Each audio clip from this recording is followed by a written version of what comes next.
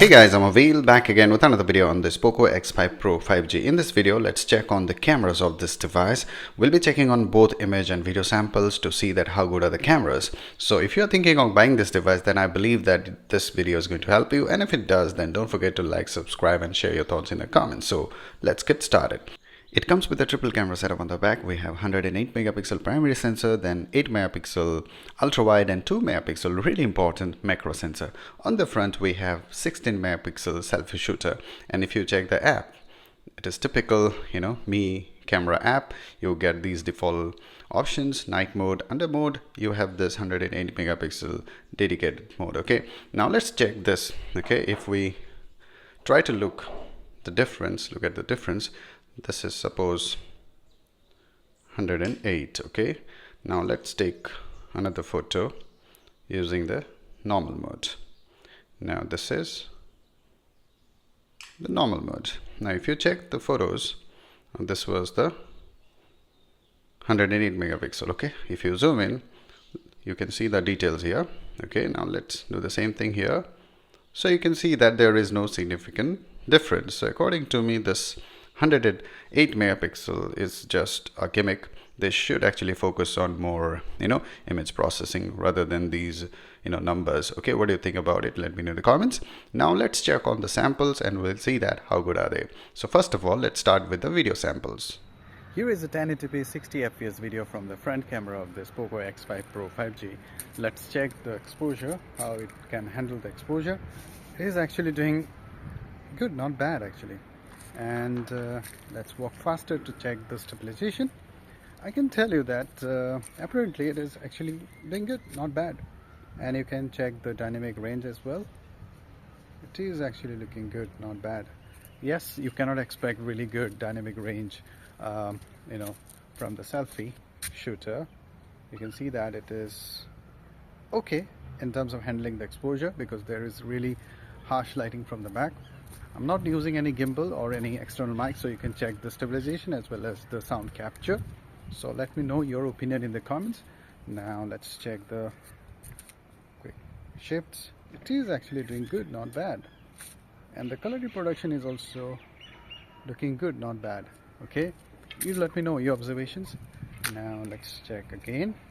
You can see that it is actually doing good. So what do you think? Let me know in the comments. This is 1080p 60 fps video from the rear camera, and let's check the focus first, the autofocus.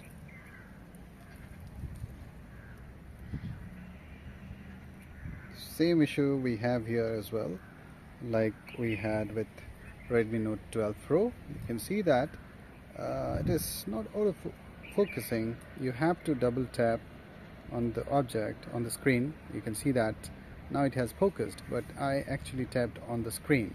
Okay, so this is not good. Let's do it again. You can see that no, the autofocus is really poor. Now let's work faster to check the stabilization. Again, the focus, if it can do, you can see that you have to tap to focus. Okay, so the autofocus is actually not working. Yeah, really poor. Now I'm working faster. The stabilization is actually looking good, not bad. And you also let me know the sound capture. The dynamic range is actually looking good. Yes, it is looking good, not bad. The color reproduction is also good. Yeah, it is actually good, not bad. But the autofocus issue is still there with this one as well. Yeah, so let me know in the comments what do you think about it. Now let's check the 4K sample as well. Now this is 4K 30 fps, and let's do the same thing here. You can see that the same problem that we had with the Redmi Note 12 Pro, it is still there.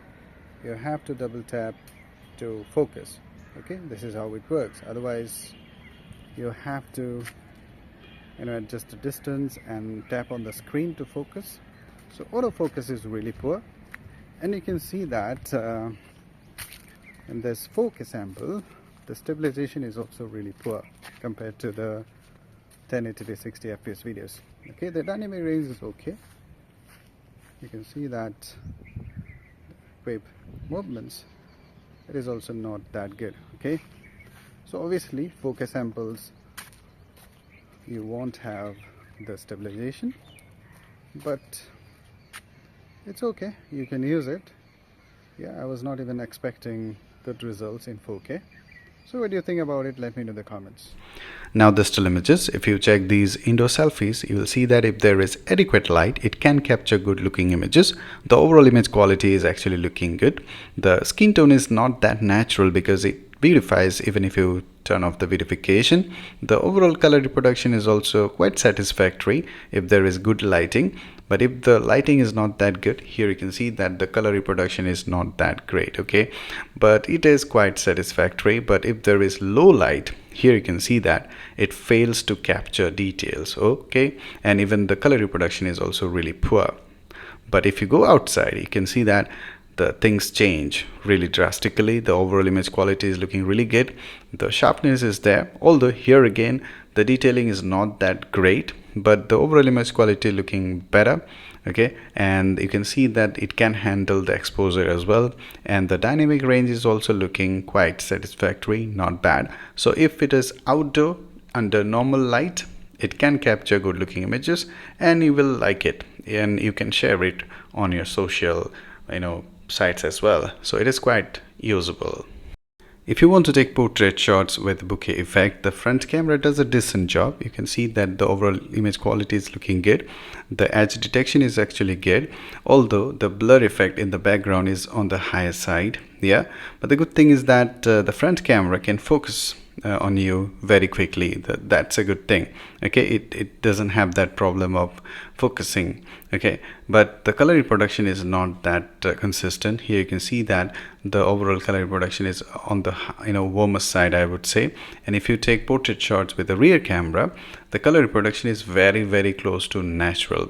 Okay, but the rear camera has the problem of focusing. You have to tap on the screen, you have to adjust the distance.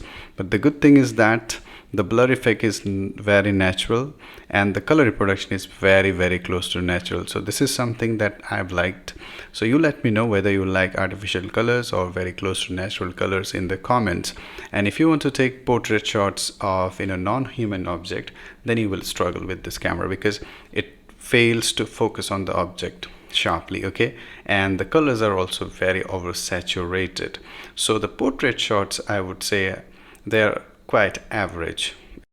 You can use the macro lens to capture close-up shots, but the results, they are really poor. Both the detail and the color reproduction, I'm not happy at all here. And I don't know who actually uses the macro lenses. Let me know if you ever used it on your phone. Let me know in the comments.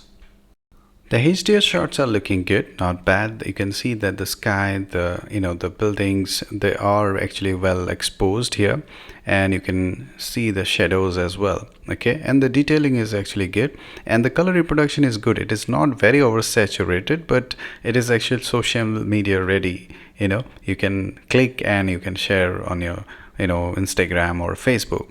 And if you like to capture scenic beauties, then you will actually love to use it. It is actually good, not bad.